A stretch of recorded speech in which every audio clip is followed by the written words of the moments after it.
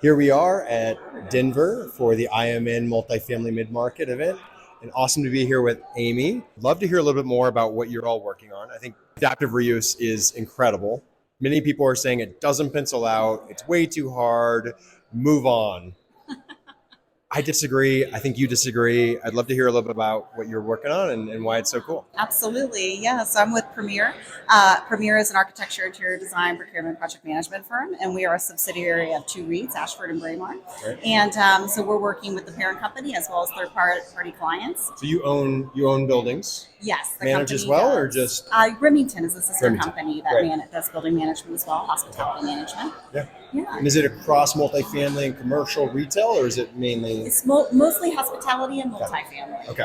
but a lot of mixed use, so retail components, of course. Yeah. Excellent. And so tell me a little bit more about your focus and some of your history and what you're saying. Absolutely. So I was in the Dallas market for 18 years, and so our company Premier is based out of Dallas. Excellent. And so we are focused primarily on the Texas market. And so we are looking at several historic projects within the Texas market. You know, the historic tax credits, both at federal and state level, Right. very lucrative.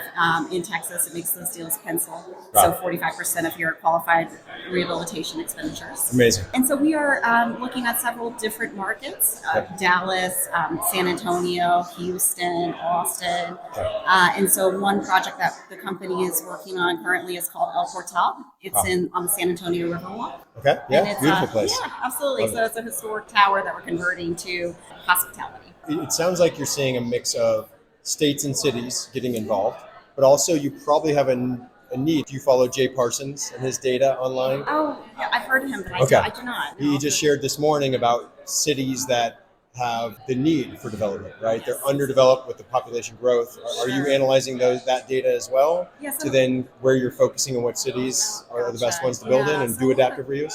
Right. A lot of tertiary markets too. A lot of our third-party clients are studying that within like tertiary markets, and we're looking for adaptive reuse opportunities there, specifically in kind of Texas, Oklahoma. Yes. Okay, awesome.